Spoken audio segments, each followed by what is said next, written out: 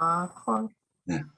반갑습니다. 오늘은 오리지널스에 대해서 얘기를 드리겠습니다. 제가 몇 년 전에, 한 5년 전 정도에 이 책을 읽었는데, 상당히 충격을 많이 준 책이었습니다. 그리고 어떤 사람이 성공을 하고, 어떤 회사가 성공을 하고, 비슷한 컨셉과 비슷한 제품을 가지고 어떤 회사는 왜 실패를 하는지, 거기에 대해서 명확하게 알려준 책이었기 때문에 상당히 충격적이었고, 그리고 여기 책에서 나오는 몇 가지 원칙들에 대해서는 제 삶에 적용한 것도 있고, 그것으로 인해서 저도 삶이 많이 바뀐 사람이 돼서 이 책은 제가 정말 좋은 책이라고 얘기할 수 있는 책 중에 하나입니다.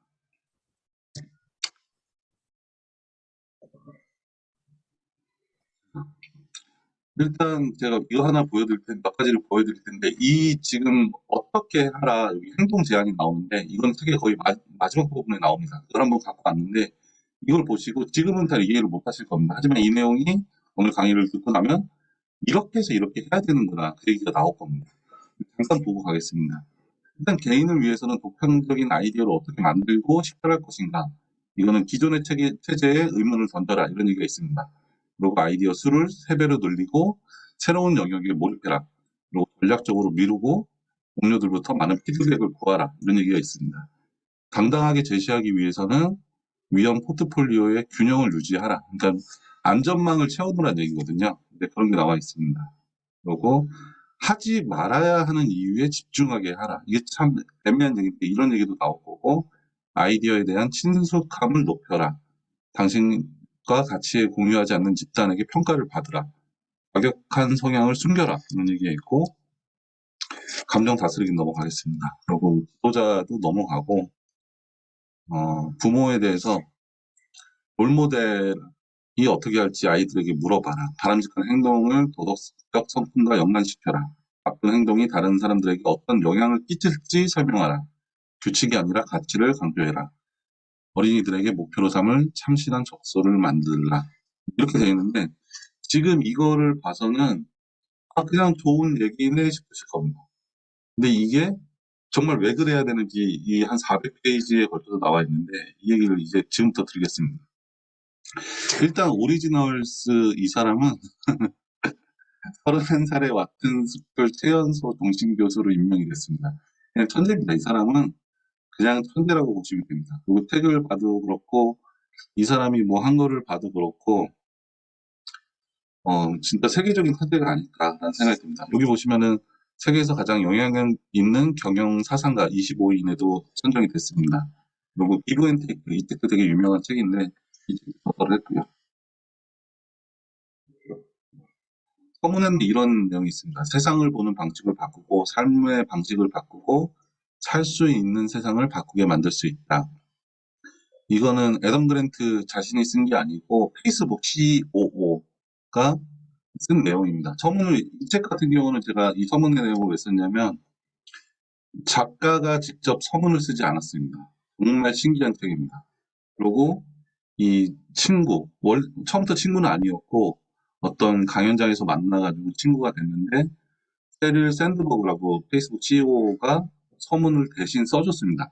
그 서문은 어떤 내용이냐면 이 책에 대한 설명보다 이 책에 대한 찬사로 들어가 있습니다. 그래서 이렇게 책을 쓸 수 있다. 이 내용을 좀 얘기 드리고 싶어서 잠깐 설명을 드렸습니다.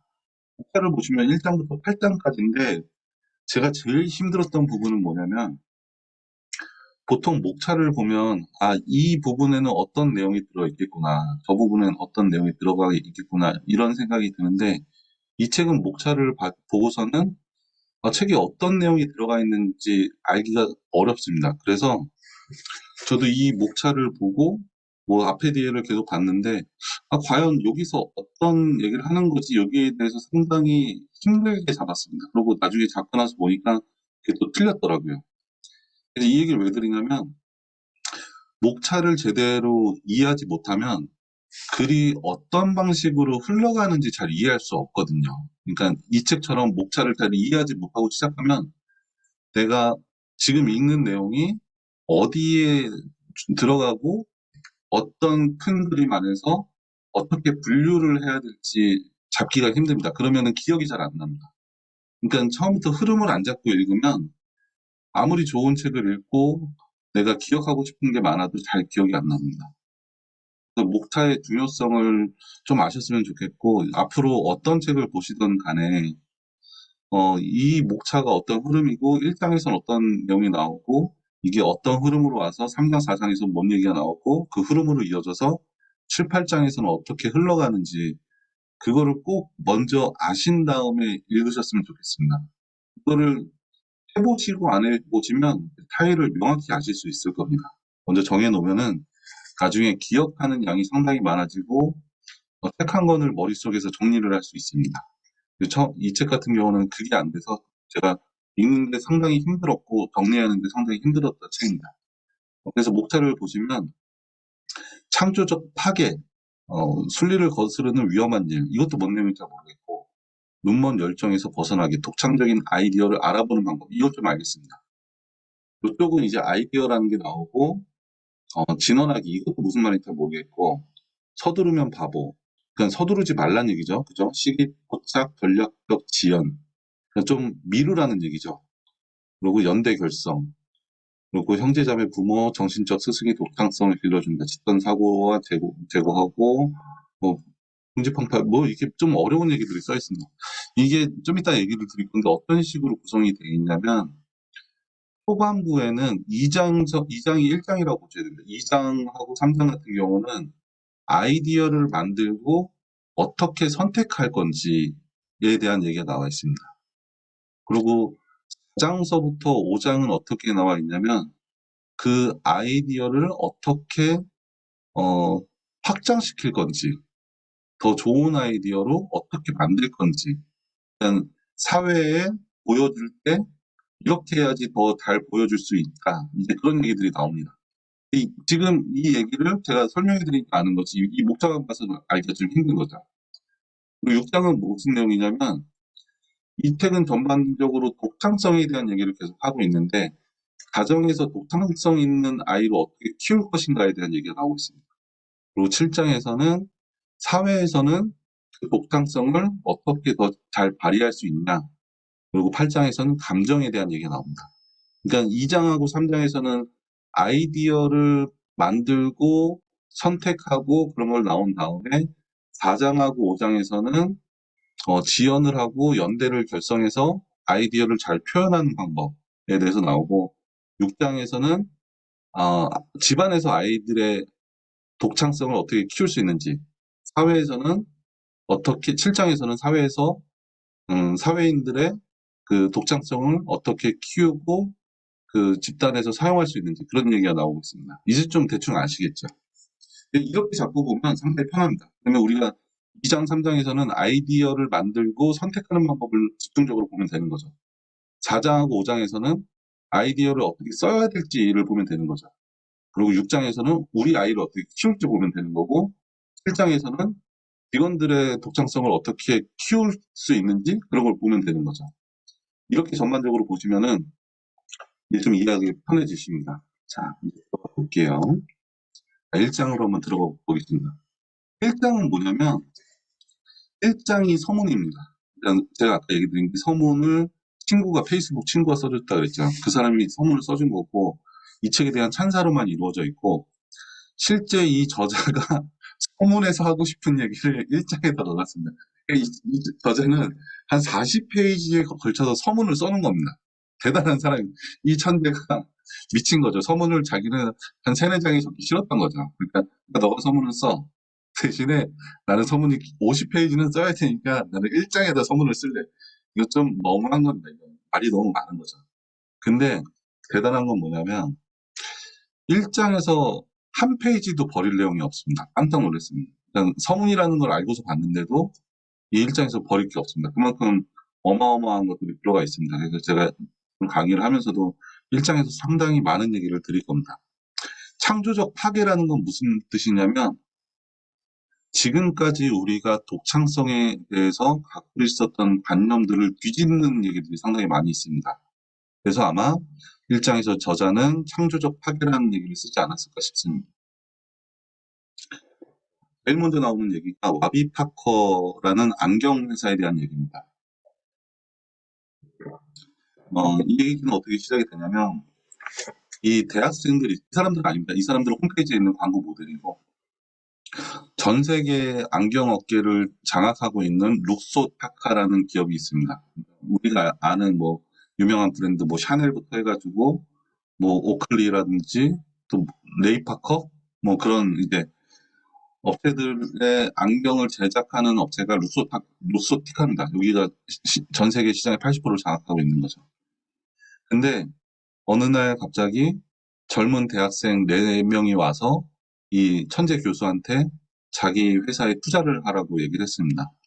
대학생인 거죠. 자기들이 세울 회사에 와서 투자를 하라고 얘기했는데 이 사람은 투자를 하지 않았습니다. 왜 그랬냐면 이 대학생 4명의 얘기가 너무 시덥다는 거죠. 그리고 이 천재 교수가 봤을 때는 이 천재 교수가 어마어마한 기업가들을 이미 많이 만났고 대단한 사람들을 만났는데 자기가 생각하는 성공의 그 능력을 갖고 있는 사람들과는 너무나 다른 형태의 아이들이었고 도저히 이 아이들이 성장할 것이라고 생각을 못했습니다. 그래서 이 사람은 투자를 하지 않았습니다.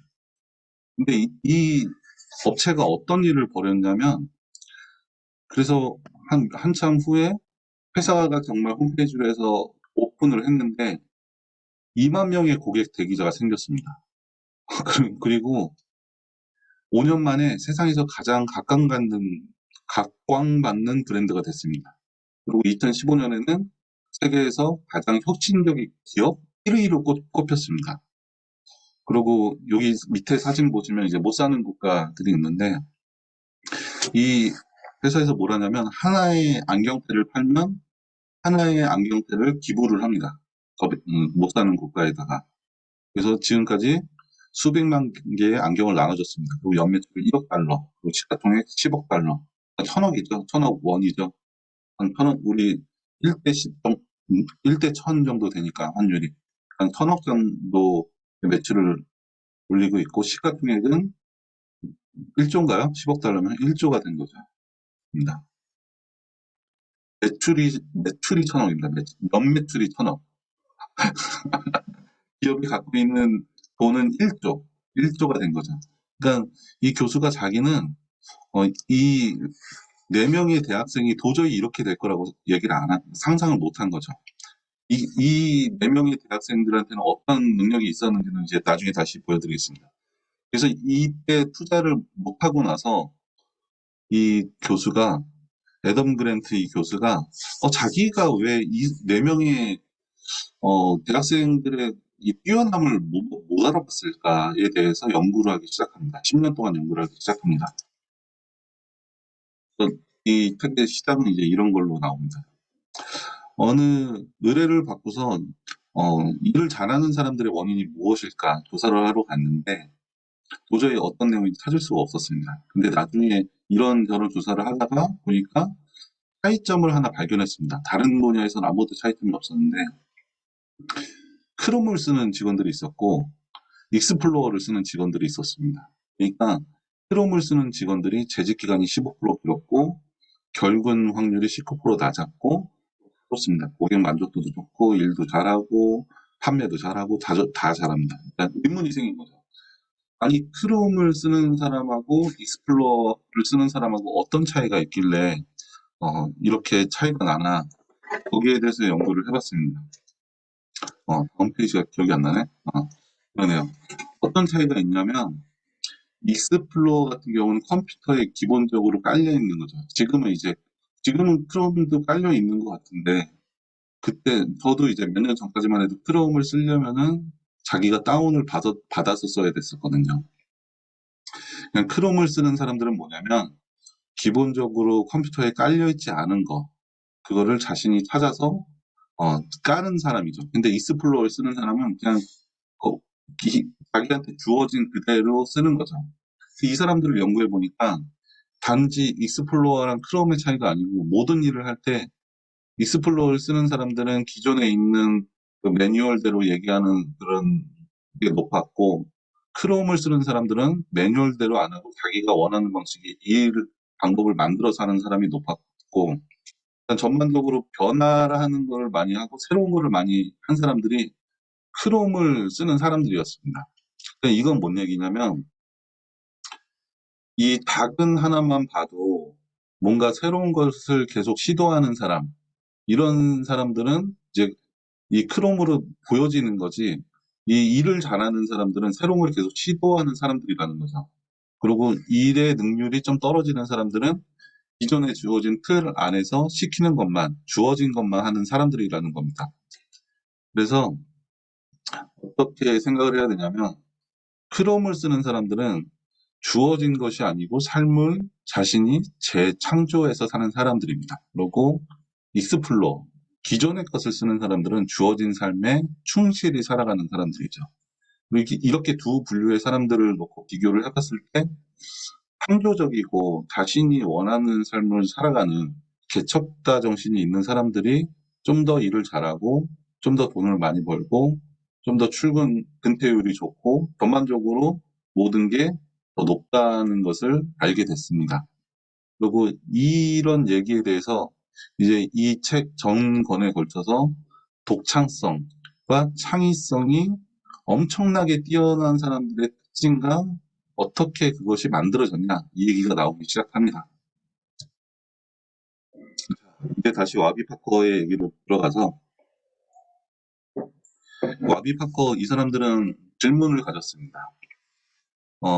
제가 지금 책에 얼마였는지 기억이 안 나는데 $500였던 것 같습니다. 그러니까 50만 원 돈짜리 안경을 사야 되는데, 이 대학생들이 질문을 가졌습니다. 안경이 왜 이렇게 비싸야 되지? 또 단지 몇만 원이면 되는 건데, 생산 비용이 한 20배의 수익을 얻고 있는 건데, 도대체 왜 이럴까라는 의문을 가졌습니다. 그러니까 전 페이지에서 이제 크롬 얘기가 나왔던 것처럼, 이 사람들의 첫 번째 특징은 뭔가를 만들어내는 사람들입니다. 의문을 갖고 질문을 해서 새로운 것을 해보려는 사람들의 특징이 있다는 거죠. 그래서 근데 이 애덤 그랜트, 이 천재라는 사람, 31살에 최연소 종신교수에 임명된 애덤 그랜트가 왜 못 알아봤냐, 자기를 분석하기 시작했습니다. 자기를 분석해 봤을 때 이 대학생들의 문제점을 이렇게 세 가지로 자기가 뽑았습니다. 모두 학교를 다니고 있다는 거, 학생이라는 거. 그리고 두 번째는 6개월 동안 뭐 했냐면, 사이트도 하나 없고 뭐 제대로 된 게 갖고 있는 것도 없고 6개월 동안 이름만 만들었습니다. 일단 신뢰가 떨어지는 거죠. 얘네들은 6개월 동안 할 수 있는 게 이름밖에 못 만드는구나. 그리고 가장 큰 문제는 뭐였냐면, 6개월 후에 졸업 예정이었는데 직장을 다 잡아놨습니다. 이 네 사람이. 그리고 이 에던 그란트한테 와가지고 얘기할 때도, 우리는 이미 직장을 다 잡아놨어요. 이게 안 되면은 우리는 회사로 갈 거예요. 저희 된 직장으로 갈 거예요. 4명 다. 그러고 그리고 이게 또 안 되더라도 저희는 다른 사업 아이템을 찾고 있어요. 또 다른 사업으로 할지도 모릅니다. 라고 얘기했습니다. 그러니까 이 애덤 그랜트가 보기에는 어떤 사람이었냐면, 저돌적이지 않은 사람이죠. 그러니까 열심히 하는 사람이 아닌 거예요. 너무 대충대충 하는 것처럼 보이는 거죠. 그러니까 사업가라고 하면 나의 열정과 나의 운명과 나의 인생을 걸고 모든 것을 투자해야 해야지 겨우 살아남을 수 있는 게 사업이라고 생각하고, 그게 사업가라고 생각을 하는데, 그런 사람들이 아니었다는 거죠. 그리고 의지도 약하고 결실함도 없습니다. 그냥 안 되면 회사에 들어가겠다. 근데 너가 투자를 해줬으면 좋겠다. 그 정도로 갖고 갔다라고 생각하는 거죠. 실패 대비도 해놓고, 뭐 위험을 감수하지 않는 거죠. 근데 여기서부터 출발이 됩니다. 이 책에서 뭔 얘기 하냐면, 이게 신동, 그러니까 천재들이 세상을 바라보는 형식이라고 생각을 하는 겁니다. 고정되어 있는 사람들이죠. 천재라고 해도 독창적인 천재는 거의 없다는 겁니다. 잘 하기는 하지만 자기가 새로운 거를 만들어내지 못한다. 너무 잘하기 때문에. 그러니까 책에 어떤 얘기가 나오냐면, 연주자와 창조자 얘기가 나옵니다. 그러니까 음악을 만드는 사람들. 이런 사람들은 독창적인 사람들이죠. 근데 천재들은 뭘 잘하냐면, 피아노 잘 치고 바이올린 잘 치고 어떤 걸 주어진 걸 가지고 최고의 1등에는 잘할 수 있다. 하지만 독창적인 사람은 얼마 안 된다. 천재 중에. 그러니까 신동과 독창적인 사람 간에는 차이가 있다. 라는 얘기가 나오고 있습니다. 음, 그리고 우유부단함, 그렇게 큰 문제가 되지 않는다. 그러니까 기존의 사업가에 대한 생각은 지금 1장 하고 있는 겁니다. 아직 1장 한참 남았습니다. 이게 1장입니다. 1장. 이 우리가 성공가라고 생각하는 사람들은 뭐 대단한 열정을 가지고 그거 하나 가지고서 하울링이 제가 목소리가 좀 커서 그런가? 좀 낫나요? 하울링이? 좀 작게 얘기를 해야겠네요. 어, 성공한 엄청난 성공을 거둔 사람들, 엄청난 이제 독창적인 성공을 만들어낸 사람들이 목숨을 바쳐, 인생을 바쳐서 뭘 한 것 같지만 그렇지 않다고 얘기합니다. 여기 어떤 내용이 있냐면 우유부단함과 회의에 시달림, 그리고 직장에 계속 다닌 창업가들이 오히려 실패할 확률이 30% 정도 낮다라는 얘기가 나옵니다. 그러면서 예시들이 상당히 많이 나오는데 여기 보시면은 존 애덤스, 누군지 잘 모르시죠? 이제 독립선언문 썼던 사람이라고 그럽니다. 들어본 것 같긴 한데 저도 잘 모르겠습니다. 그 사람은 영국의 보복을 두려워했고 변호사 일을 포기하기를 주저했다. 독립선언문 쓰느니 자기는 변호사 하면서 영국이 보복할지도 모르고 그랬다랍니다. 조지 워싱턴 초대 대통령이죠. 뭐라 그랬냐면 나는 젖먹던 힘까지 다 짜내서 그 일을 막지 않으려고 안간힘을 썼다. 이런 얘기를 했습니다. 마틴 루터킹, 흑인 인권으로 제일 유명한 사람이죠. 흑인 중에서. 흑인 인권 운동가 중에서 제일 유명하죠. 인권 운동을 이끄는데 주저했다. 그냥 목사 일을 하고 싶어 했습니다. 이거 할 생각 없었습니다. 책에 상당히 상세하게 나와 있습니다. 그리고 미켈란젤로. 이 사람은 원래 조각가죠. 그림 그리는 사람이 아니고. 그래서 그 천지창조란 그림을 그려달라는 의뢰가 왔을 때 안 그린다 그랬습니다. 이 사람은. 자기는 조각가인데 왜 그림을 그리냐. 그리고 이 의뢰가 어떻게 들어온 거냐면 책에는 안 나오는데 이 사람들이 물 먹이려고 이제 저 사람이 너무 뛰어난 조각가다는 얘기가 계속 나오니까 이 사람을 망가뜨리려고 그림은 못 그리겠지. 그래서 저 사람한테 그림을 한번 의뢰해보자. 이제 그렇게 해서 천장 그림을 그리게 된 겁니다. 한참 동안 망설였습니다. 그리고 니콜라우스 코페르니쿠스가 지구가 태양을 돈다는 사실을 발견하고서 이거 출간하는 걸 꺼려가지고 22년 후에 책이 나왔다고 합니다. 그리고 스티브 워즈니악 얘기가 나오는데 애플의 그 애플의 아이판 말고 맥북? 맥북 아닌데? 첫 번째 컴퓨터 그거를 만들고 나서도 큐렛 패커트에 계속 다녔습니다. 그리고 이거는 이 사람뿐만이 아니고 상당히 많은 사업가들이 자기가 어떤 제품을 만들거나 대단한 것을 만들어내서 뭐 이게 잘 될 때까지 몇 년 동안 회사를 많이 다녔습니다. 피카소도 뭐가 있었는데 그런 사람들이 상당히 많이 있습니다. 그러니까 보면은 우리가 다 아는 사람들, 대부분 다 아는 사람들이고, 우리가 모르는 사람 중에서도 이제 대단한 사람들이 있는데, 이런 사람들이 처음부터 자기의 성공을 확신하고 열정을 다해서 한 게 아니고, 처음에는 상당히 많이 망설였다. 이제 그런 얘기가 나오고 있습니다.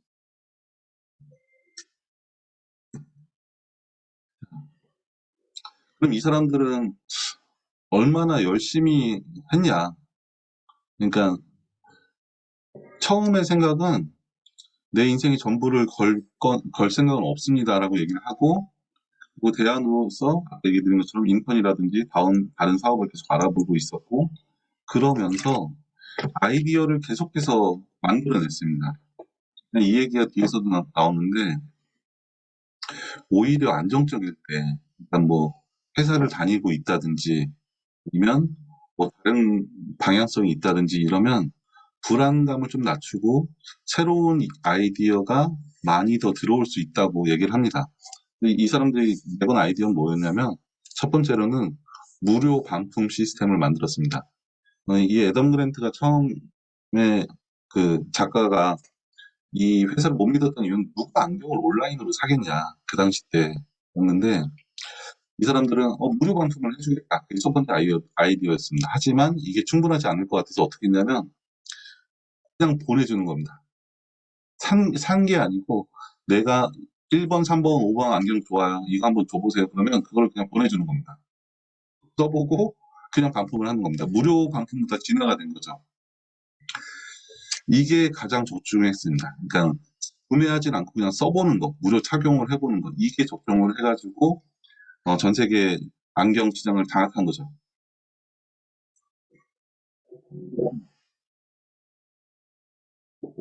지금까지가 1장의 내용입니다. 어마어마하죠. 그래서 책에 보면 더 많은 얘기들이 있습니다. 어마어마한 얘기들이 있습니다. 이게 서문입니다. 이게 실질적인 서문이고, 서문 마지막에 이제 이런 내용이 나옵니다. 이 책이 어떻게 구성되어 있냐라는 얘기가 나오는데, 처음에는 아이디어를 만들고 식별하고 이런 내용이 나올 거다. 그리고 아이디어를 포착하고 전달하는 방법에 대해서 나올 거고, 미루기와 연대감에 대해 나오고, 가족, 한국 기업에 대한 얘기가 나오고, 감정에 대한 얘기가 나온다. 이게 1장 마지막에 써 있습니다. 그러니까 2장서부터는 이제 제대로 목차가 이렇게 구성이 될 거다라고 얘기를 하고 있습니다. 그리고 맨 마지막에 이런 문구가 적혀 있습니다. 독창성을 추구하는 사람들이 세상을 앞으로 나가게 만든다. 그러나 그들은 우리랑 다르지 않다. 라고 얘기가 나와 있습니다. 이제 2장이지만 실질적인 1장에 한번 보겠습니다. 이 내용입니다.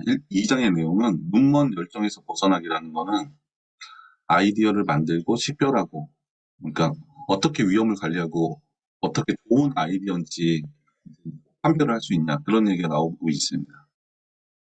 첫 번째로 나온 사례가 세그웨어라는 건데, 이 제품을 보신 적 있나요? 광고라든지 실제로 안 보셨더라도 영화에도 나오고 그랬었죠. 이 회사 지금 어떻게 되는지 아세요? 지금 모르시죠? 망했습니다. 이 회사는 그냥 망했습니다.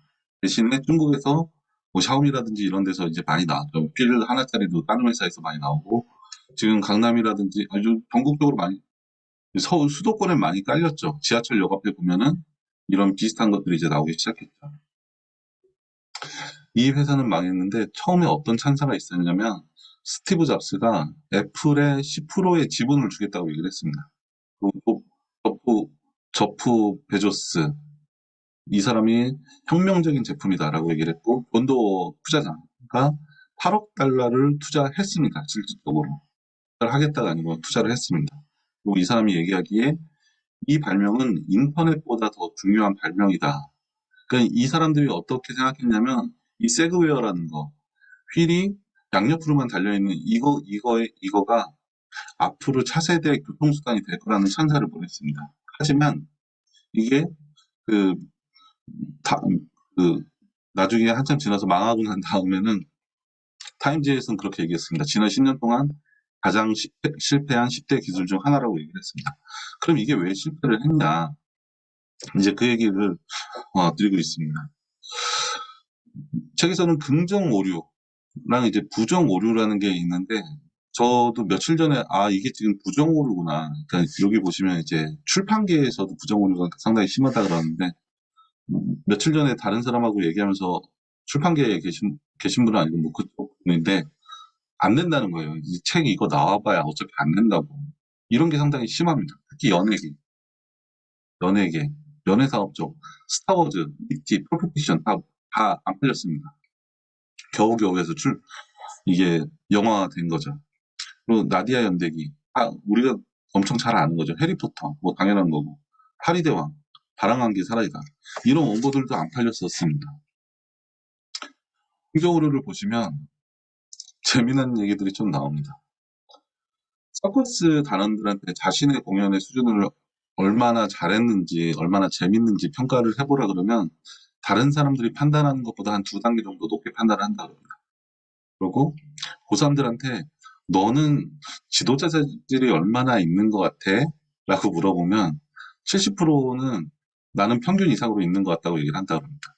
그리고 교수님들한테 교수님은 강의를 잘하시냐고, 자신의 수준이 어느 정도 되시냐고 물어보면 94%가 평균 이상으로 얘기를 한다고 합니다.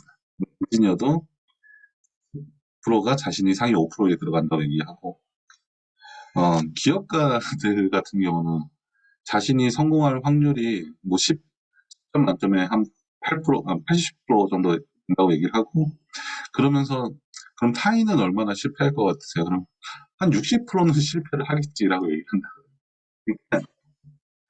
이게 진실된 얘기는 아니죠. 교수님은 94%가 자기가 평균 이상으로 그러면 평균 이하는 2%밖에 없는 건데 이건 말이 안 되는 거죠.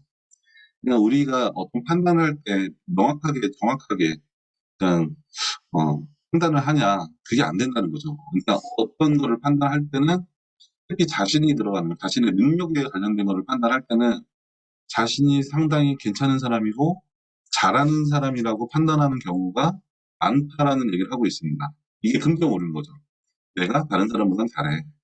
그리고 우리 집 뭐 이 정도는 먹고 살만한 거지. 사실은 하층인데 중산층이 아닌데 그런 생각하는 거죠. 뭐 빚이 있어도 일단 우리는 카드가 있잖아. 카드로 다음 달에 결제하면 되잖아. 이런 생각을 하는 거죠. 부정으로는 뭐냐면 부정적인 걸 너무 많이 보니까 안 된다는 겁니다. 이 해리포터가 안 팔린 원고가 안 팔린 이유가 뭐냐면 어린아이들이 읽기에는 글자의 수가 너무 많다 그래서 안 팔렸다는 거예요. 아이들이 못 읽는다는 거죠. 그러니까 이게 읽어보면 엄청나게 재밌고 나오자마자 베스트셀러가 됐는데도 직접 원고를 본 사람들이 그거를 알아볼 수가 없다는 거죠. 이런 게 부정어른. 연예계는 특히 심하죠. 저도 이제 아시는 분들 중에 몇 분이 이제 영화계 쪽에 계신데, 저도 이제 영화 쪽에 관심이 많다 보니까, 그분들 보면은 영화가 많이 엎어집니다, 항상. 그러니까 우리가 보는 영화관에 개봉이 되는 거는 실제 제작 편수의 한 30% 정도밖에 안 됩니다. 나머지 60%, 70%는 중간에 만들다가 다 엎어집니다.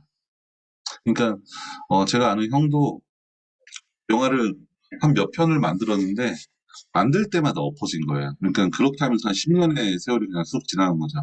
만들면 엎어지고 만들면 엎어지고 그러면서 개봉작이 없습니다.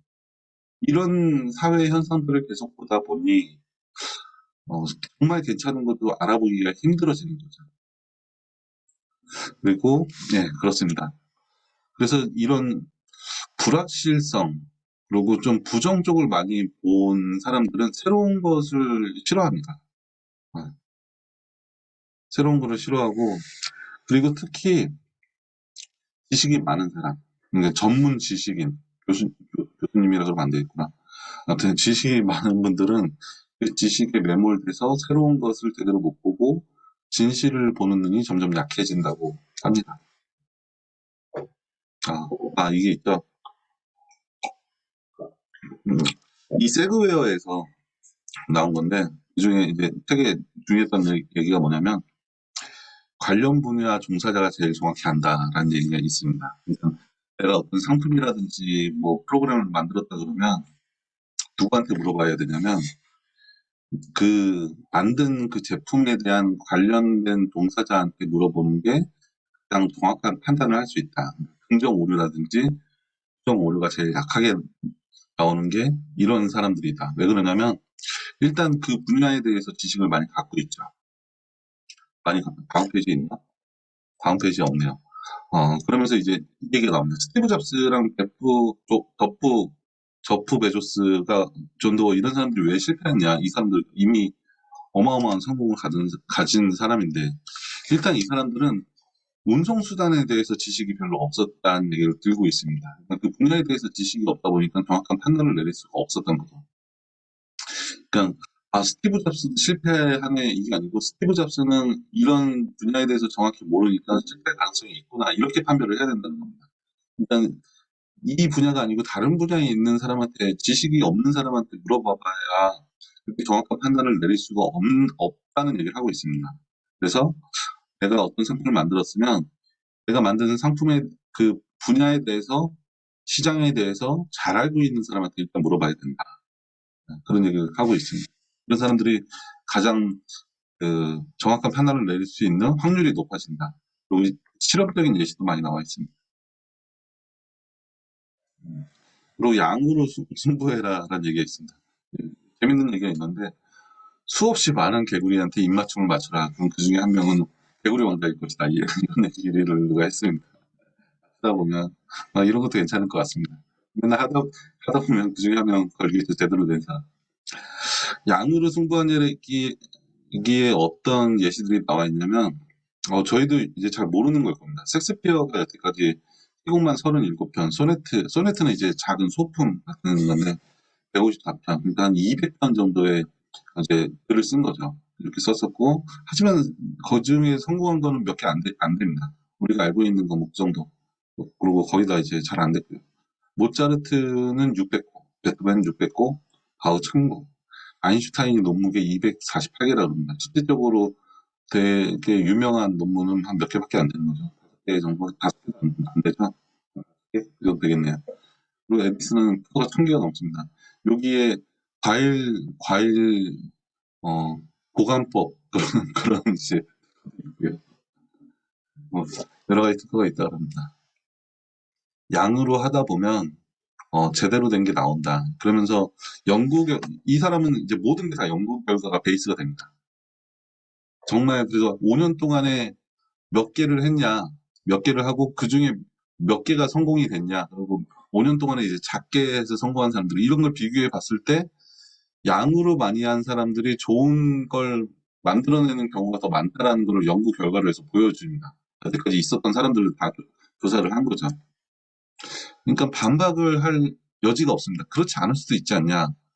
그거는 이제 평균에 안 들어가는 그 경제학에서 보면은 이제 그 끝단에 있는 사람들의 얘기인 거죠. 뭐 그런 거 빼고서는 여기에 대한 증거 자료가 책 안에 다 있습니다. 읽어보시면 다 있습니다. 그래서 창의적인 아이디어를 만들고 식별할 때는 관련 분야 종사자에게 물어봐야 되고, 다양한 경험을 가진 사람, 그리고 이런 얘기도 있습니다. 해외에 관련된 일을 해라.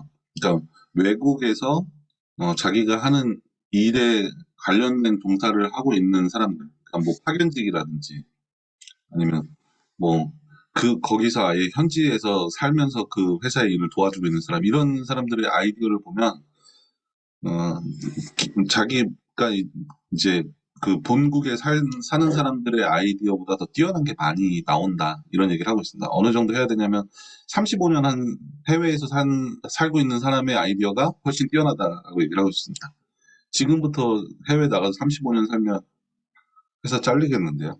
그렇게는 안 될 것 같고, 어, 그래도 해외에서 좀 살다 왔으니까. 이런 사람들은 좀 이제 아이디어가 창의적이다. 얘기를 하고 있습니다. 그리고 흥분하면은 정확한 판단이 안 된다. 스티브 잡스 얘기를 하면서 이 사람이 왜 정확한 판단을 안 했냐, 못 했냐라는 얘기를 하는데, 첫 번째는 이제 관련 분야가 아니었다, 이제 그거였고, 흥분했다. 그 상황 자체가 너무 흥분했다, 이게. 이런 얘기도 나오고 있습니다. 그래서 스티브 잡스는 직관력이 상당히 뛰어난 사람이라고 얘기하죠. 정확한 설명을 하지 않습니다. 이게 맞는 것 같다라고 얘기를 하죠, 스티브 잡스는 항상. 근데 이 직관은 어디서 나오냐면, 그 관련 분야에 대한 경험이 축적됐을 때만 직관이 발휘될 수 있다라는 얘기가 나오고 있습니다. 저도 여기에 대해서 상당히 동의하는데, 왜 그러냐면 직관이라는 건 결국 무의식에서 이제 표출이 되는 거죠. 의식적인 부분이 아니에요. 근데 무의식은 그러면 그 직관이 어디서 나오냐?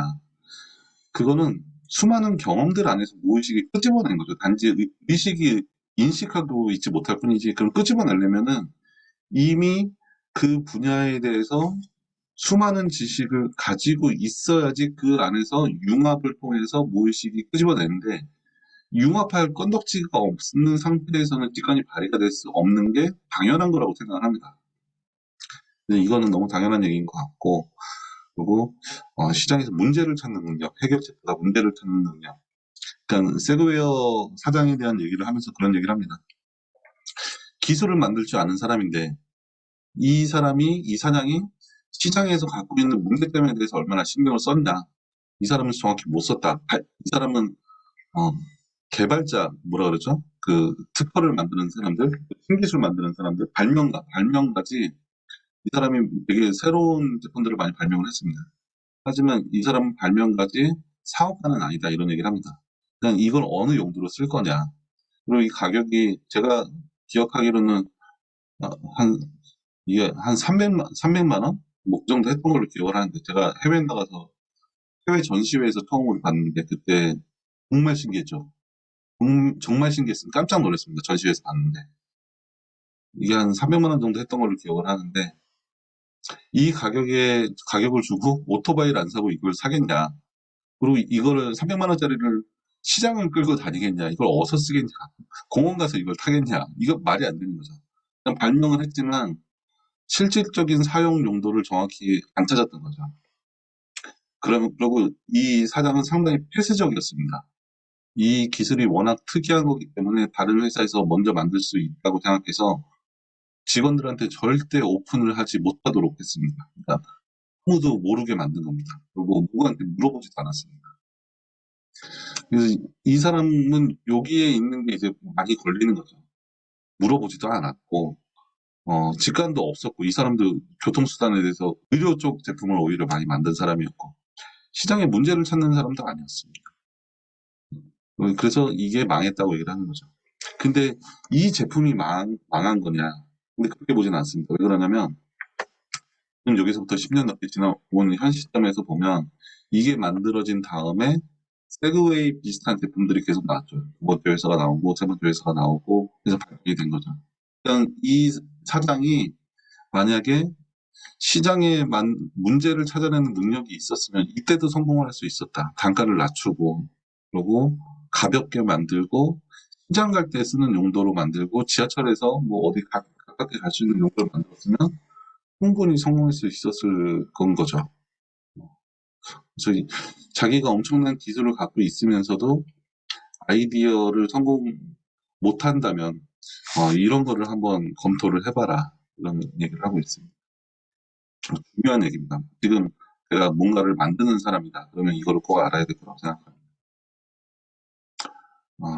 그러면서 이제 이 와비파커에 대한 얘기도 나오는데 관련 동사 많이 물어봤습니다. 많이 회의를 하고 이름만 낼 때 6개월 걸렸으니까 이 이름을 왜 6개월 걸렸는지 그 얘기도 책에서 나옵니다.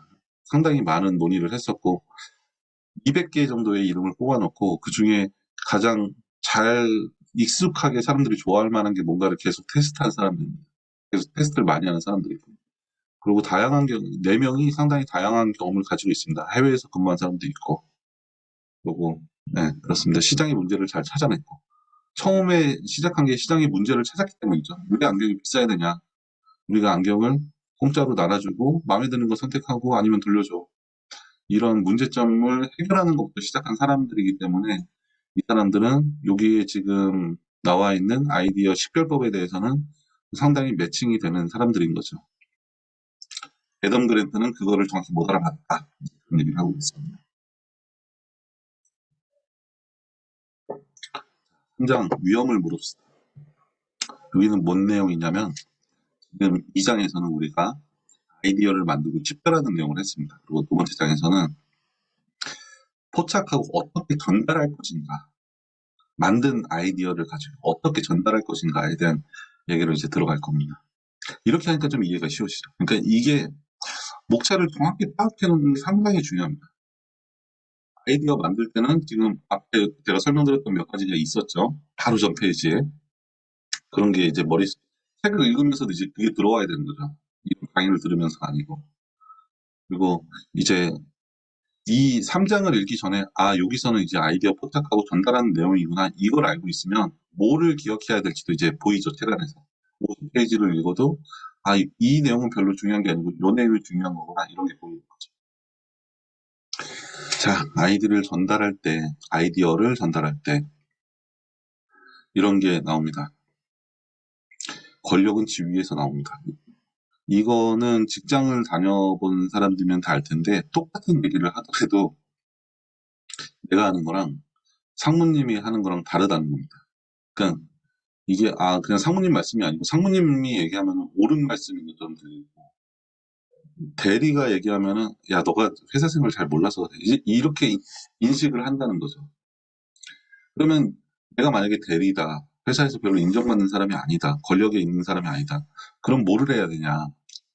아이디어를 잘 전달하기 위해서는 일단 동료한테 인정을 받으라고 얘기를 하고 있습니다. 그러니까 권력을 인정하는 것처럼 권력 대신에 뭔가 나를 인정을 받아야 된다는 거죠. 권력은 어차피 내가 지금 당장 상무가 될 수는 없으니까. 그렇기 위해서는 같이 일하는 동료한테 먼저 인정을 받아야지 아이디어가 잘 전달이 되고 어, 이 오타가 있네요. 사, 사람이 되어라. 체제를 지키려는. 그러니까 여기에 어떤 CIA 여직원의 얘기가 나오는데 체제를 깨부수려는 CIA의 어마어마한 정보들이 있겠죠. 이 정보를 오픈해서 비밀기관끼리 이제 정보를 공유해야 된다. 이 얘기를 한 여자의 사례가 나옵니다. 근데 그렇게 하면은 어, 아이디어가 전달이 안 된다고 얘기를 하고 있습니다. 그러면서 내가 비록 체제를 무너뜨리려고 해도 다른 사람들이 보기에는 체제를 지키려는 사람, 체제를 더 굳건히 하려는 사람처럼 보이게끔 자기를 포장해라고 얘기하고 있습니다. 이게 상당히 중요한 얘기인 것 같습니다. 근데 내가 아이디어의 본질은 똑같습니다. 우리 회사는, 뭐, 저 같은 경우는 우리 회사는 지금 A라는 상품을 만들고 있는데 A라는 상품 말고 B라는 상품을 만들어야 됩니다. 라고 이런 아이디어가 있다 그러면 이거를 A가 지금 안 팔리니까 그리고 이게 전망이 없으니까 B로 가야 됩니다. 이거는 체제를 pu시려고 얘기를 하는 거죠.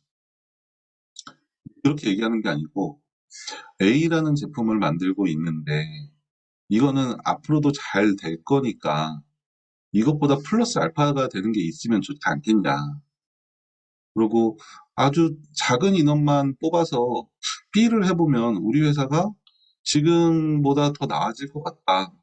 그 A는 잘하시는 분들이 있으니까 A에서 좀 불필요하신 분들을, 좀 남는 분들을 B에서 해보는 건 어떠냐. 이러면 체제를 좀 지키는 거죠. 그러니까 아이디어를 전달할 때도 같은 아이디어를 가지고 체제를 지키는 사람으로 포장을 해라. 이런 얘기를 하고 있습니다. 책에서는 어떤 얘기가 있냐면 CIA 여자가 10년 동안 똑같은 얘기를 하는데 10년 전에는 체제를 부시는 얘기를 했습니다. 왜 그러냐면 자신의 일이 아니었고 오픈을 해야 되는 그게 뭐 홍보를 오픈해야 되는 말도 안 되는 그런 얘기를 했으니까. 근데 10년 후에 자기 일자리가 이제 바뀌어서 쫓겨난 거죠. 쫓겨나고 바뀌고 해서 10년이 흐른 뒤에 그거를 하는 종합관리청 같은 데 들어갔습니다. 정보를 관리하는 그런 곳에. 그 사람이 하는 일은 그거를 오픈하는 자기 일이 된 거죠.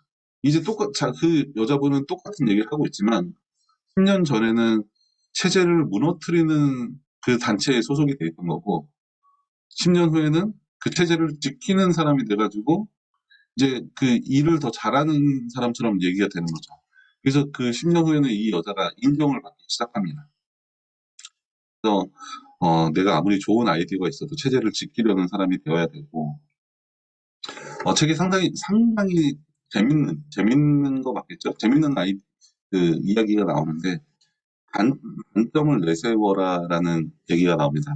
어떤 사람들이 투자 유치하러 이제 투자자한테 가가지고 자신의 회사의 단점만을 얘기해가지고 투자를 받았습니다. 어떻게 왜 받았냐면 다른 회사들은 자신의 그 단점을 숨기려고 하는데 이 사람들은 단점만 얘기하는 거예요. 우리 회사는 이런 단점이 있습니다.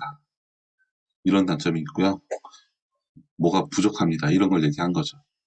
그렇게 해서 이 투자자들은 어떤 생각을 했냐면 단점을 저렇게 잘 아는 사람은 뭐, 이거를 더 발전시킬 수 있겠구나. 그리고 신뢰가 높아지고 그래서 오히려 단점을 내세우는 게 상당히 진솔해 보이고 성실해 보인다 이런 얘기를 하고 있습니다. 이걸 보면서 뭔 생각을 했냐면 자기소개서 이제 대학생 졸업하고 이제 회사 들어가기 위해서 자기소개서 많이 쓰는데 여기에 단점만 써놓으면 어떨까?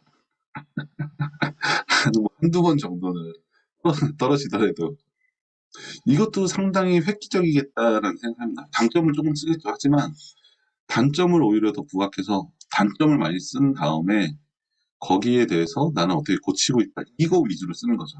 원래는 장점 위주로 쓰죠. 장점 위주로 쓰고 단점을 줄여서 쓰는데 거꾸로 하면은 이것도 특이하고 어떻게 보면은 성공할 수 있겠다. 이런 생각을 좀 해봅니다. 그리고 비판할 때 이득. 전 그러니까 그냥 저 사람 나쁜 사람이야. 왜 나쁘냐면 이렇게 얘기할 때 이득이 있다는 거죠. 전 이 사례를 보면서 어떤 걸 느꼈냐면 비평가들 있죠. 영화 비평가들 아니면 책에 대해서 비평가들. TV에 전문적으로 나와서 하시는 분들. 이 사람들이 뒷모습하고 똑같구나. 비판하는 사람들, 영화 비판하는 사람들 보면 왠지 전문성이 높아 보입니다. 그리고 신뢰가 가야죠. 신기하게 신뢰가 가요. 불만만 얘기하고 있는데, 영화 재미없다. 이건 쓰레기다라고 얘기하고 있는데, 좀 이렇게 보입니다. 편견을 제외하고 회의적 평가 뭐 이런 것도 있는데, 그래서 똑같은 문장을 가지고 칭찬하는 글을 만들고 비판하는 글을 만들어 사람들한테 보여주면은 사람들은 비판하는 글을 봤을 때, 글을 쓴 사람이 좀 더 전문적으로 보인다. 한 16% 정도 전문적으로 보인다. 이런 얘기를 하고 있습니다. 그래서 비판도 잘 이용하면 득이 되겠다. 이런 생각을 해봅니다. 아이디어를 전달할 때 얘기를 드리고 있는 겁니다, 지금. 설명 거부한다. 생소한 아이디어는 더 거부하게 되기 때문에 간단하게 얘기해 드리면 한 10회에서 20번 정도 노출시켜야지 호감도가 올라간다고 얘기를 하고 있습니다. 이렇죠. 사람도 처음에는 저 사람 그냥 그런데 10번에서 한 20번 봤더니 자주 만나고 자주 얘기하고 그랬더니 좋아지는 사람이 있습니다. 그런 사람 있죠. 계속 함께 하다 보니까. 그래서 그거는 책에서는 20대까지는 이 호감도가 점점 상승을 하는데 그 이후에는 효과가 없다. 그래서 사람은 20번만 딱 만나고 만나지 말아야 되는 거죠. 그래서 다들 헤어지고 싸우고 그러는 거죠. 20번 이상 만나면 싸우는 거죠. 한 20번까지를 노출을 시켜라. 그럼 호감도가 상당히 상승을 한다. 이런 얘기를 하고 있습니다. 이제 서두르면 바보. 요 내용이 상당히 재밌습니다. 오지 마세요. 전화도 평생 20번 하려면 1년에 한 번 하고 해외에서 좀 살다 오고 뭐. 자, 이 4장에서 어떤 내용이 있냐면 선택에 대한 얘기가 있습니다. 아이디어 만들고 기억나세요? 잘 기억 안 나시죠? 지나가서. 아직까지는 이거 전달하는 방법은 좀 기억나죠? 비판적으로 하든지 아니면 긍정 오류, 뭐 부정 오류 그게 이거나. 자, 이제 선택에 대한 얘기를 하겠습니다. 어디였냐?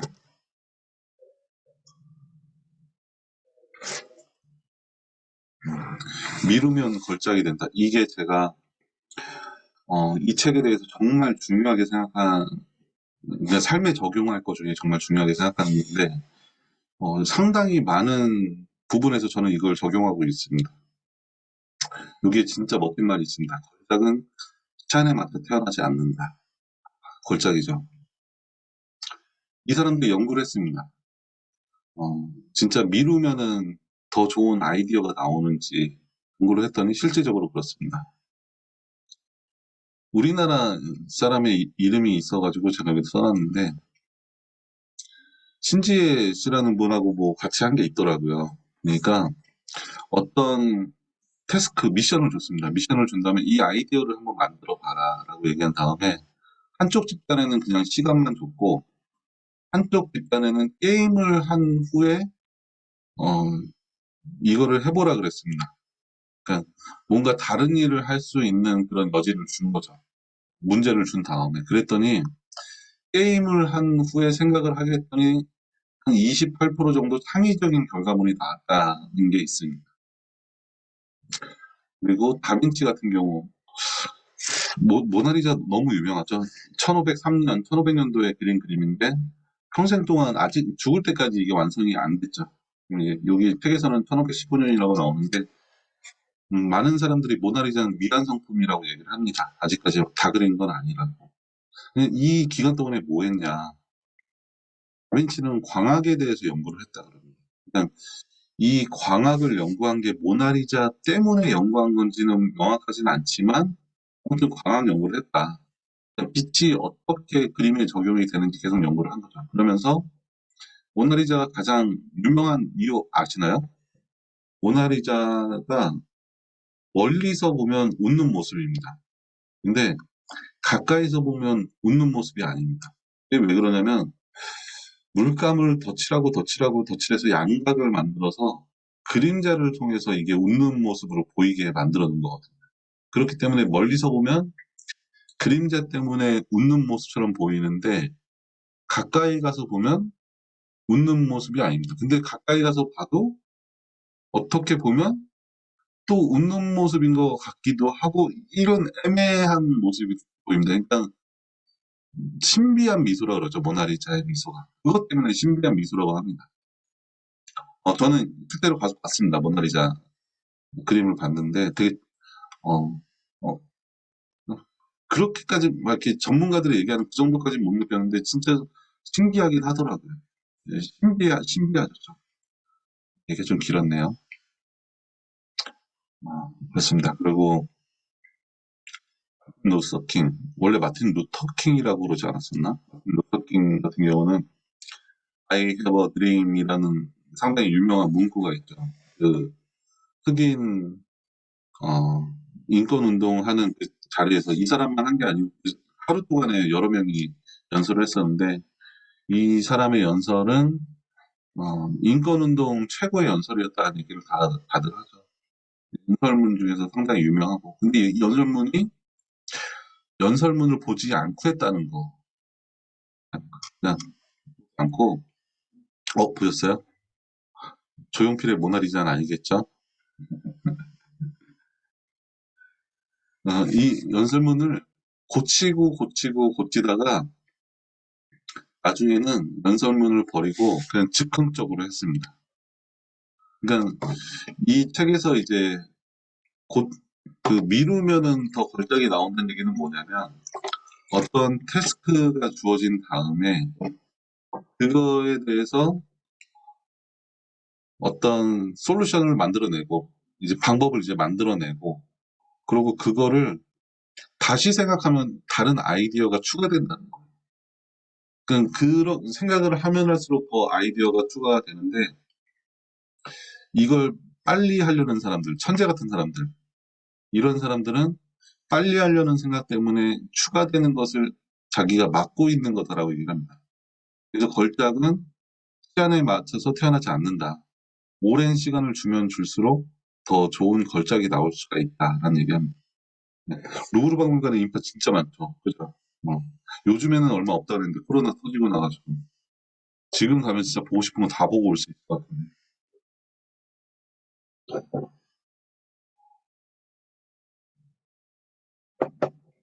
그래서 저는 이제 지금 이제 강의안 만들 때 강의안을 머릿속에서 이제 대충 이제 그림을 그려놓고 바로 하지 않습니다. 될 수 있으면 끕니다.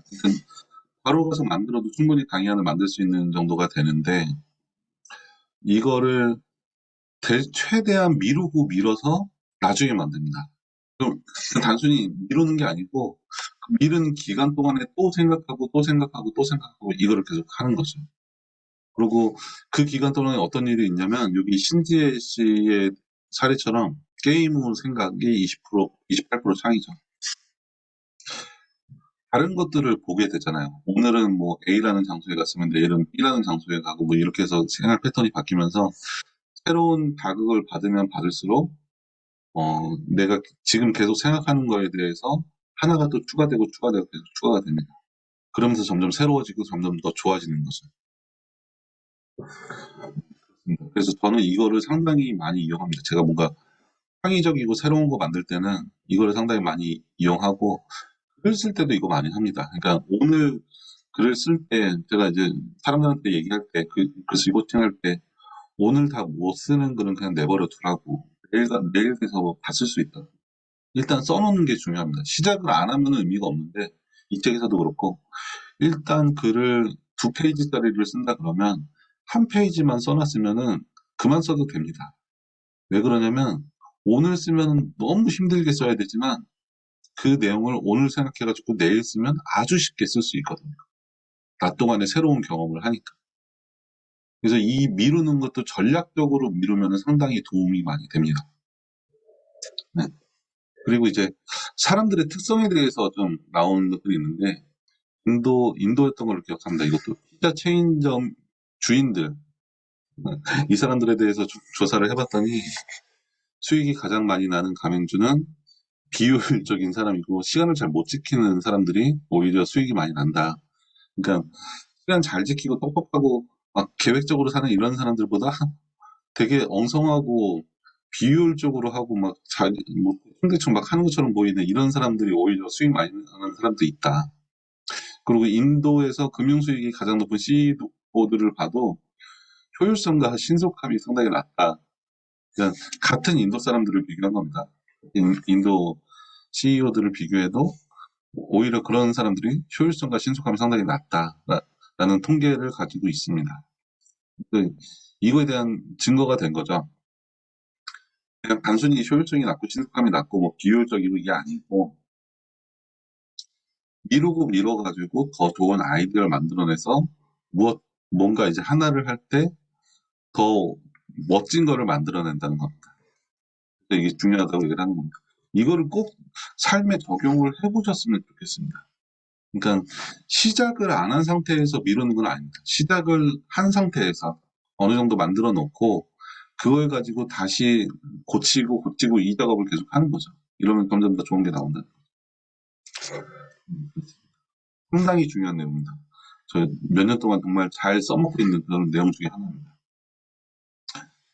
이런 비교도 있습니다.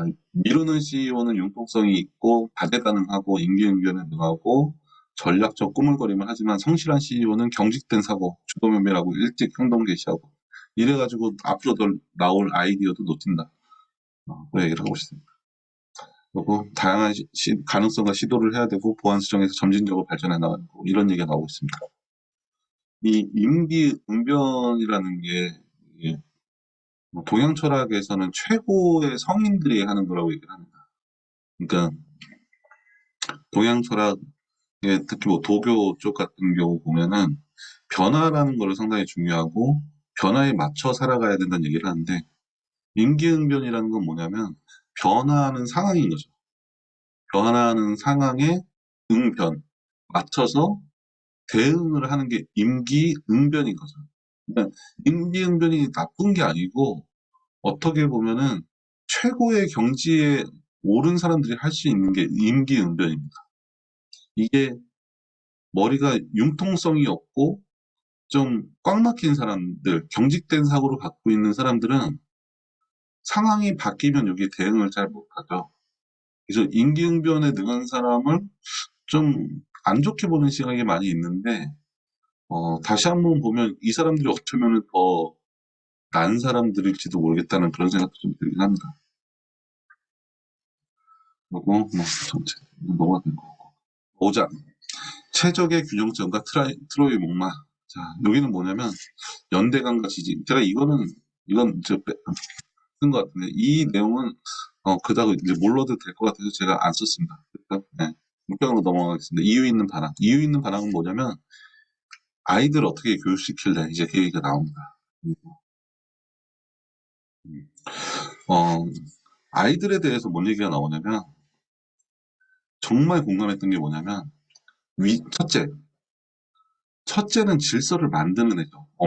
부모님을 대신하는 애죠, 항상. 그러니까 얘는 어떻게 해야 된다는 룰을 만들어요.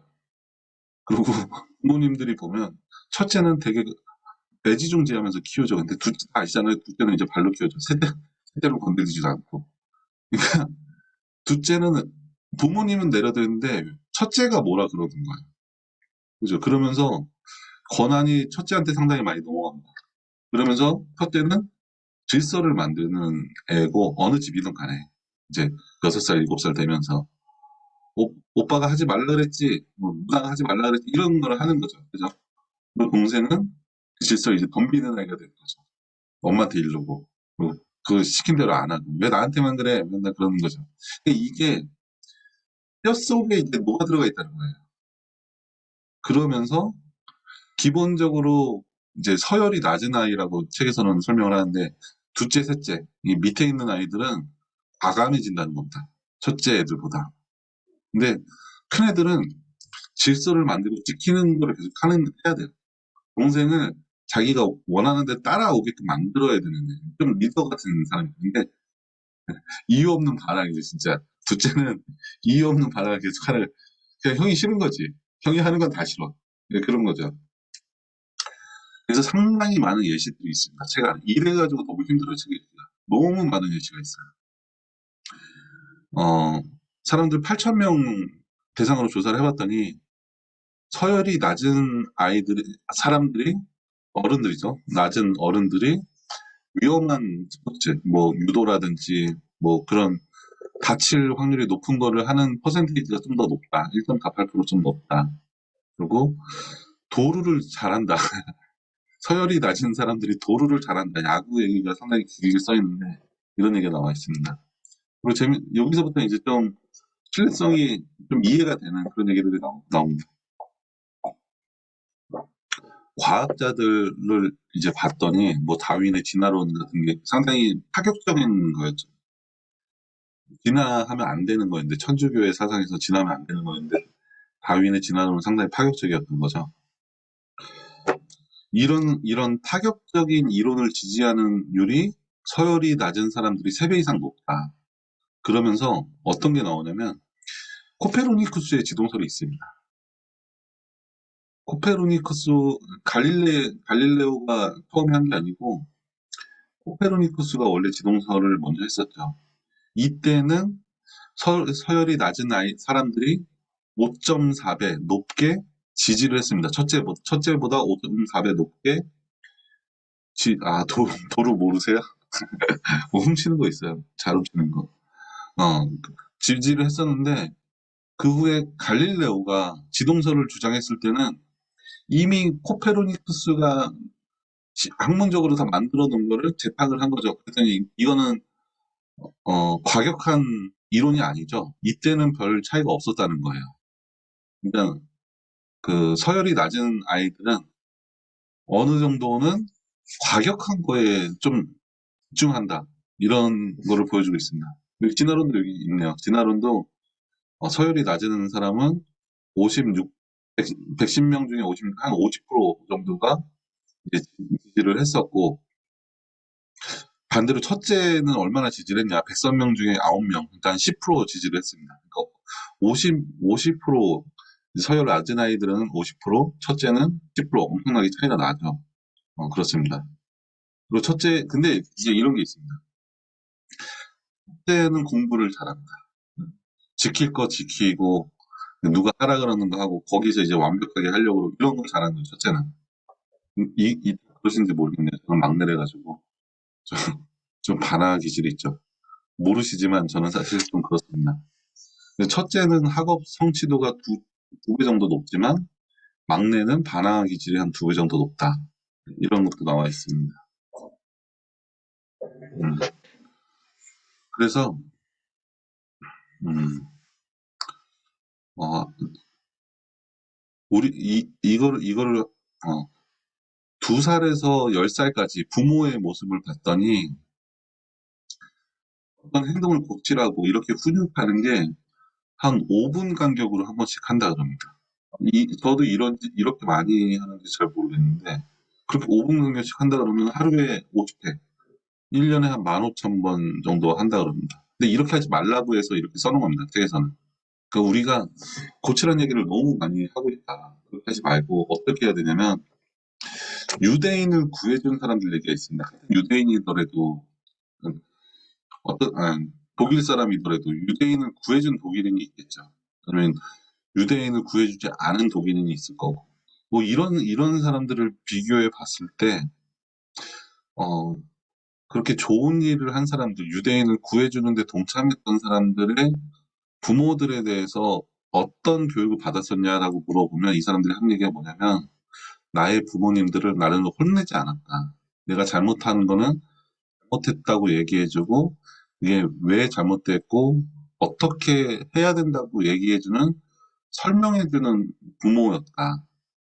그렇게 얘기하는 사람들이 훨씬 많다는 거죠.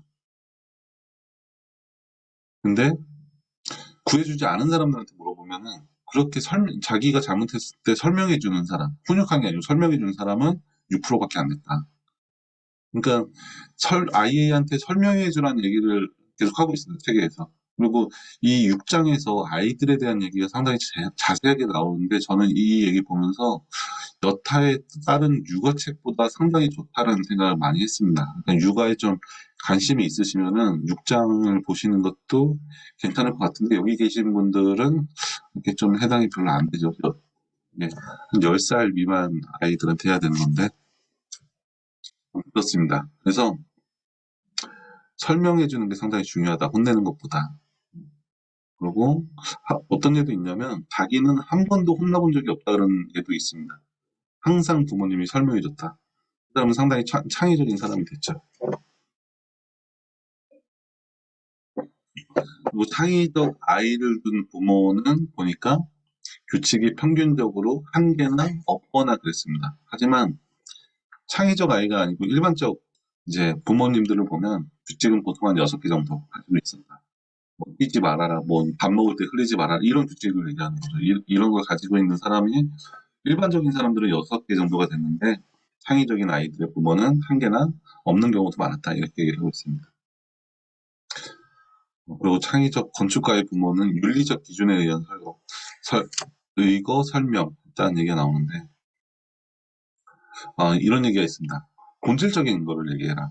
이거 뒤에도 제가 써놓은 것 같은데 아마 뒤에 있을 겁니다. 뒤에도 그리고 자신의 행동이 다른 사람에게 미치는 영향으로 설명해라. 책에는 어떤 예시가 나와 있냐면 작가가 직접 한 건데 아이들한테 뛰지 말라고 작가는 기어다니는 아이가 있다고 합니다. 그래서 너희들이 뛰면은 기어다니는 막내가 다칠 수도 있다. 그러니까 너의 행동으로 인해서 다른 사람이 다칠 수도 있으니까 뛰지 말아라 라고 얘기를 했다 그럽니다. 그랬더니 하루 동안 뛰지 않았다 그럽니다. 그리고 내일 다시 뛰기 시작했다 그럽니다. 하루 동안은 안 뛸 수가 있죠. 하지만 하루 이상 가면 애들이 아니죠. 내일 또 얘기해줘야 되는 거죠. 그래서 이런 다른 사람이 나로 인해서 피해를 받을 수 있다라는 얘기를 해주면 좋은 게 뭐냐면 다른 사람한테 생각할 수 있는 그런 걸 만들어주기 때문에 좋다라고 얘기를 하고 있습니다. 그래서 책에서는 행동보다 행동에 대한 칭찬보다는 성품을 칭찬해주라 이런 얘기를 많이 하고 있습니다. 근데 이게 말귀를 못 알아듣는 5살 미만은 또 안 되고 말귀를 너무 잘 알아듣고 성이 생겨버린 10살 이상은 또 안 되고 한 8살 전후의 아이들한테 시키니까 잘 되더라 이런 얘기를 하고 있습니다. 그러니까 이런 예시를 들고 있습니다. 말을 어떻게 해야 되냐면 유리굿을 나눠주니 착하거나 이것보다 남을 돕는 아주 친절한 사람이구나 이렇게 인성을 칭찬해주면 좋다고 얘기를 하고 있습니다. 그리고 음, 행동에 대한 얘기, 부정행위 이런 행동의 얘기를 하는 것보다 부정행위다 이런 사람이 되지 마세요. 이러면은 더 컨닝 횟수가 줄어든다든지 이렇게 될 수 있다고 얘기를 합니다. 그리고 책에서는 이제 정신적 스승이 필요하다 여기에 대해서는 근거 자료는 잘 안 나와 있는데 아이들은 부모한테만 다 배울 수 있는 게 아니라서 정신적 스승도 필요하다 이런 얘기 나와 있습니다. 실제로 집단사고를 해라 이거는 이제 기업과 문화에 관련된 건데 이건 삭제됐습니다. 네, 8장 평지풍파를 일으키고 평정심을 유지해라. 이 내용은 이제 뭐냐면 감정에 대한 얘기를 하고 있습니다. 근데 내용이 너무 많아서 시간도 그래서 그 8장에 대한 내용은 뺐고 8장 맨 마지막에 제가 제일 처음에 보여드렸던 건데 이거를 이제 보여드리고 마감을 하겠습니다. 이게 뭐냐면 지금 한 400페이지에 달하는 거를 얘기 드렸는데 그래서 내가 뭐를 해야 되는데 이제 그게 책에서 아주 정리가 잘 돼 있습니다. 그러니까 독창적인 아이디어를 만들고 식별하기 위해서 개인은 무엇을 해야 될 것인가? 일단 기존 체제의 의문은 던져라. 아까 전에 와비 파커가 어, 안경 시장의 80%를 장악하고 있는 그 회사에서 엄청나게 비싸게 파는데 이걸 굳이 비싸게 팔아야 돼? 라는 의문을 던진 것처럼 처음에 체제에 대한 의문을 던져라라고 얘기를 하고 있습니다. 그리고 아이디어 창출의 수를 3배로 늘려라. 이거 전 상당히 중요하게 생각합니다. 제가 이 책을 읽고 그랬는지 모르겠는데, 어떤 거에 대해서 생각할 때, 그 좋고 나쁨을 떠나서 상당히 이 책부터 시작이 된 것 같습니다. 상당히 많은 거를 떠올리려고 항상 그러고 있습니다. 그래서 아이디어 수를 무조건 많이 늘려야 된다. 그럼 그 중에 하나가 걸려든다. 아까 전에 모차르트서부터 해서 아인슈타인까지 해서 논문, 이렇게 많은 얘기를 드렸었죠. 새로운 영역에 몰입해라. 제가 이거는 자세히 설명은 안 드렸는데, 노벨상 받은 과학자들하고 노벨상 받지 않은 과학자들을 보면 노벨상을 받은 과학자들이 좀 취미도 많이 갖고 있고 뭐 여러 가지 것을 많이 취미 생활을 하고 있다 이런 것들이 있습니다. 그리고 새로운 영역을 계속 하면은 그 원래 하는 일에 대해서도 상당히 다른 아이디어를 갖고 올 수 있다 이런 게 많이 나와 있습니다. 새로운 영역에 몰입을 해봐라. 그리고 할 일을 전략적으로 미루라. 이거는 꼭 해보시길 바랍니다. 정말 중요하다고 생각합니다. 안 하셔도 되지만 하시면 정말 좋은 것들이 나오기 시작합니다. 그리고 동료들로부터 더 많은 피드백을 구해라. 세그웨이 얘기하면서 이 사람은 이게 숨겨놨다 그랬죠. 그리고 동료들한테 이 직군에 대해서 알고 있는 사람들이 가장 정확한 판단을 할 수 있다는 그 연구로 증명이 되어 있습니다. 이 책 안에서. 이제 개인에 대해서 독창적인 아이디어를 제시할 때 음, 위험 포트폴리오의 균형을 유지해라. 그러니까 안전빵을 하나 갖고 있어라 이런 얘기를 합니다. 책에서는. 이게 꼭 안 되더라도 잘못되더라도 내가 빠져나갈 빈틈을 미리 만들어 놓는 게 좋다. 이렇게 얘기를 하고 있습니다. 그러니까 이 애덤 그랜트라는 사람이 이 독창성에 대해서 그 연구하기 전에는 이런 걸 몰랐던 거죠. 위험을 위험 포트폴리오의 균형을 유지해야 된다는 걸 몰랐던 거죠. 모든 걸 다 하나에 쏟아 부어야 된다고 생각했는데 막상 자신이 연구해 보니까 그렇지 않다는 걸 알게 된 겁니다. 그리고 당신의 아이디어를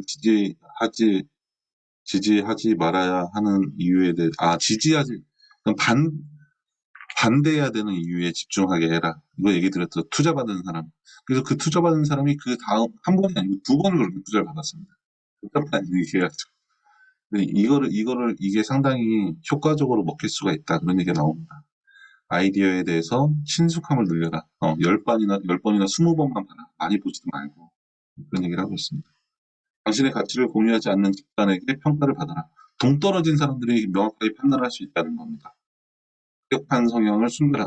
체제를 무너뜨리려고 그런 사람은 어디서든 정을 맡게 되어 있습니다. 숨기고서 체제를 옹호하는 것처럼 보여라. 그런 얘기를 하고 있습니다. 감정. 감정은 결심했을 때와 흔들릴 때 서로 다른 방법으로 동기부여를 해라. 이거는 제가 설명 안 드리고 넘어간 부분이라서 좀 하긴 어려운데, 아무튼 한번 읽어보겠습니다. 애써 마음을 진정시키려고 하지 마라. 저런 거 있죠. 긴장됐을 때 내가 어디 가서 발표를 한다든지, 뭐 강의를 한다든지, 뭐 이런 거 아니면 뭐 스포츠를 한다든지 이럴 때 진정하라고 하죠. 시작하기 전에. 이 책에서는 진정하지 말라고 얘기합니다. 흥분된 상태를 유지하라고. 그러면 오히려 더 도움이 될 수 있다고. 대신에 유지하는데 그걸 다른 방식으로 바꾸라는 겁니다. 두려움은 아드레날린이 나오고 상당히 흥분된 상태죠. 이걸 진정시키지 말고 이거는 기뻐서 지금 흥분되어 있는 상태라는 것처럼 속이라는 거죠. 그래서 기쁘다라는 걸 말로 표현을 하다 보면 두려움이라는 게 기쁨으로 바뀐다고 얘기를 합니다. 이런 얘기를 하고 있습니다. 진정시키지 않는 게 오히려 더 30%인가? 뭐 더 좋은 효과가 났다. 그런 얘기가 나옵니다. 가해자가 아니야 희생자에게 집중하고 혼자가 아님을 기억해라. 이것도 책에 사례가 많이 나오는데 어, 혼자서 이렇게 하려다가 다른 사람도 그러지 않을까 해서 뭐 국가적으로 어떤 반체제 그런 거 예시가 나오면서 내가 다른 사람들한테 뭐 이렇게 해보세요 그랬더니 그 사람들도 나랑 한 마음이었다. 그래서 독재자를 물러나게 하려는 마음이었다. 뭐 이런 예시들이 나옵니다. 혼자가 아니라는 거죠. 그런 이제 나랑 비슷한 마음을 가지고 있는 사람들이 많다. 그리고 당신이 나서지 않으면 현재 상태가 지속된다는 사실을 기억해라. 이제 지도자를 위한 거는 대충 보고 넘어가겠습니다. 별 필요 없을 것 같아서. 경진대회, 이건 뭔 얘기냐면, 혁신적인 거 내놓으세요 하면 아무도 안 내놓는다는 겁니다. 차라리 오늘부터 일주일 동안 혁신 경진대회를 열 거니까 혁신적인 거를 일주일 동안 내놔보세요. 이러면 한다는 겁니다, 사람들이. 그러니까 그냥 하세요 하면 안 된다는 거죠. 또 다른 부서, 다른 직급의 직원들에게 아이디어를 내도록 권고해라. 그러니까 좀 색다른 시각을 갖고 있는 사람, 한 직원은 나를 정해라. 음. 그리고 좋다, 사랑한다, 싫다 이런 단어는 별 의미가 없다는 거죠. 그냥 지도자, 그러니까 뭐 연인 사이도 아니고 어떤 사회라든가 안에서 이런 감정적인 단어는 아무런 효과가 없다는 겁니다. 그래서 이런 게 아니고 명확하게 판단을 하게끔 얘기를 해라, 그런 얘기가 나오고 있습니다. 그리고 문화를 만들기 위해서는 음, 한 사람이 아니고 기여할 사람이 있는 사람을 뽑고 문제점을 제시해라. 그러니까 이거는 많은 책에서 얘기를 하고 있는 겁니다. 해결책은 1등이 하는 거죠. 문제점을 제시하는 건 인류가 하는 거죠. 새로운 프레임을 따는 거죠. 그래서 문제점을 제시하는 게끔 하고, 비판. 비판에 대한 사례도 상당히 잘 나와 있는데, 이건 책으로 보시기 바랍니다. 비판을 하도록 해야 된다. 저도 이제 책 읽으면서 비판하라고 많이 얘기 드리죠. 네, 비판이 상당히 중요하다고 얘기를 하고 있습니다.